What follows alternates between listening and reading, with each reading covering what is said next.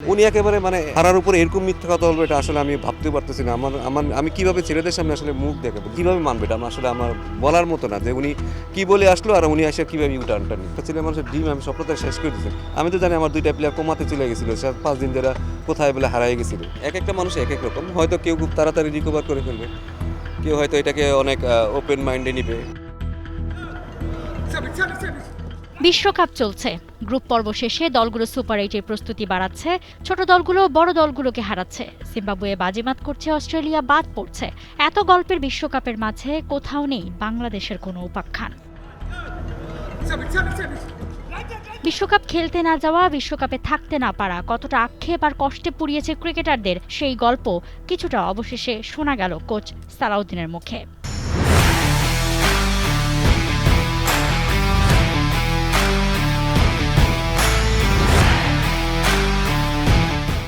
একটা ছেলে যখন বিশ্বকাপ খেলবে, সে তার তার ড্রিম, তার এই যে 27 বছরের ড্রিম সে এখানে নিয়ে আসছে।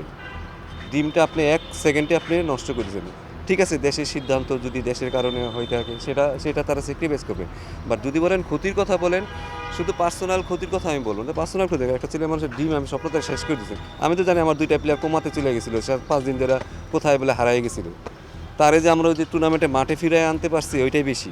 আমার মনে হয় এটাই সবচেয়ে বড় সাকসেস কোচিংয়ে আমার জীবনে। দেশে মাঠে আসছে, এসে আবার রান করছে। ক্রিকেটাররা এত কষ্টেই থাকলে বিশ্বকাপে না যাওয়ার সিদ্ধান্ত যে ক্রিকেটারদের ওপরই বর্তালো, সেই খোলাসাও অবশেষে করলেন দলের সিনিয়র সহকারী এই কোচ। উনি একেবারে মানে এমন মিথ্যা কথা বলছে, আমার বিশেষ করে আমি তো নিজেও টিচার মানুষ, টিচাররা তো একটু মিথ্যা কথা একটু কম বলে। কারণ উনি খারার উপরে এরকম মিথ্যা কথা বলবে এটা আসলে আমি ভাবতেও পারতেছি না। আমি কিভাবে ছেলেদের সামনে আসলে মুখ দেখাবো যে ছেলেরা উনি এইভাবে ইউটার্ন নিবে। উনি একটা শিক্ষক মানুষ, ঢাকা ইউনিভার্সিটির শিক্ষক উনি, মানে একটা আমার দেশের সর্বোচ্চ বিদ্যাপীঠের একজন মানুষ। উনি এইভাবে মিথ্যা কথা বলবে এটা আসলে আমরা আসলে মানতে পারতেছি না। আমার মানাটা আসলে মানে কীভাবে মানবে এটা আসলে আমার বলার মতো না যে উনি কি বলে আসলো আর উনি এসে কীভাবে ইউটার্নটা নিল। আমি দেশের সাথে আমিও অনেক কিছু স্যাক্রিফাইস করতে রাজি আছি, ছেলেরাও করে রাজি আছে। বাট আমি কি ছেলেটার উপরে হাতটা বুলাই দিছি, বাবা তোমরা খেলতে পারতেছো না এই কারণে, একটু সুন্দরভাবে কমিউনিকেশন করে আমার মনে হয় তাহলে কি অনেক কিছু মানা যায়। কারণ দিন শেষে তো শুধু আর্থিক বলেন, স্টারাজ বলেন, অনেক কিছু এখানে ম্যাটার করে। ঠিক আছে, আমাদের ওদের পাশে থাকাটা খুব বেশি জরুরি ছিল। আমার যেই টুর্নামেন্ট হয়েছে আমি একটা দিনও টেকনিক্যাল কোনো কথাই বলি না ওদের সাথে, কারণ আমার পক্ষে আসলে তাদেরকে বোঝানোটা সম্ভব না, কারণ তারা মাঠে ফিরানোটা হচ্ছে আমার সবচেয়ে বেশি আসল কাজ।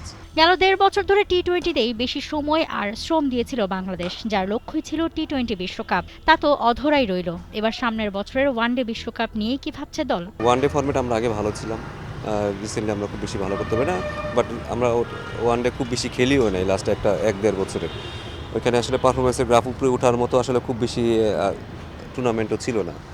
হয়তো আপনি কোনো টুর্নামেন্ট ভালো করবেন, কোনো টুর্নামেন্ট খারাপ করবেন, বাট আপনি যখন জানবেন যে আপনার পরবর্তী খেলাটা সামনে 2 মাস পরে আছে, আপনি আসলে প্ল্যানিং করতে পারেন। যেহেতু আমাদের এটা ঐতিহ্যগতভাবে আমরা ওয়ানডেতে আমরা ভালো করেছি আগে, বাট যেহেতু মধ্যে একটা বড় ধরনের ভ্যাকেন্ট হয়েছে, অনেকগুলো সিনিয়র প্লেয়ার একসাথে রিটায়ার্ড করছে, কারণ ওই এক্সপিরিয়েন্সটা আসলে আপনি খুব তাড়াতাড়ি যে মেকআপ করে ফেলবেন এটা কখনোই আশা করেন না। ওই পজিশনগুলোতে কীভাবে আমরা আরও ভালো বেটার প্লেয়াররা খেলতে পারে এবং কত বেশি আমরা আসলে মোটিভেটেড, আমরা সেটার উপর ডিপেন্ড করে আসলে ওয়ানডে আমরা কোথায় যাব। খেলার সাথে মনস্তাত্ত্বিকভাবে খেলোয়াড়দের চাঙা থাকতে হয়, তবে দর্শকদের তীর্যক মন্তব্য অনেক সময় হয়ে ওঠে বিষধর। তারও কড়া জবাব সালাউদ্দিনের কণ্ঠে। আপনারা এর মধ্যে বাদ যান না, কারণ উস্কানিটা আপনারা শুরু করেন মাঝে মাঝে। তো আমার মনে হয় যে এটা আসলে আমাদের শিক্ষার ব্যবস্থা আমাদের খুবই খারাপ। এত শিক্ষিত জাতি হিসেবে আমরা আসলে কখনোই প্রমাণ করতে পারিনি। তো শিক্ষা ব্যবস্থাটা যদি যতদিনে বেটার হবে ততদিন হিসেবে জাতি হিসেবে আমরা কখনো বেটার হব না। তবে সব মিলিয়ে বিশ্বকাপে বাংলাদেশকে মিস করা আর এ থেকে বাংলাদেশকে রিকভার করার আশাই ব্যক্ত করেন তিনি। কলকাতা আর শ্রীলঙ্কাতে খেলা দেখার পরে মনে হলো যে উইকেটটা হয়তো আমাদের জন্য অনেক প্রিফারেবল ছিল, আমরা হয়তো এই উইকেটে ভালো করতে পারতাম।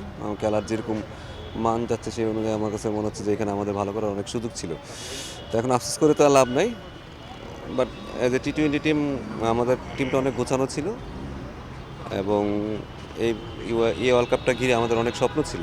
এক একটা মানুষ এক এক রকম, হয়তো কেউ খুব তাড়াতাড়ি রিকভার করে ফেলবে, কেউ হয়তো এটাকে অনেক ওপেন মাইন্ডে নিবে। যার গ্রোথ মাইন্ডসেট আছে সে হয়তো তাড়াতাড়ি নিবে। যাদের আসলে অনেকে ফিক্সড মাইন্ডসেট আপ থাকে, মাথা একটা দিকে চলে, তাদের জন্য অনেক difficult. Moushumi Alam, T Sports. For more updates, subscribe to our YouTube channel and click on the bell icon. Follow us on Facebook and Instagram. Download T-Sports app to enjoy exciting games and highlights. Visit tsports.com.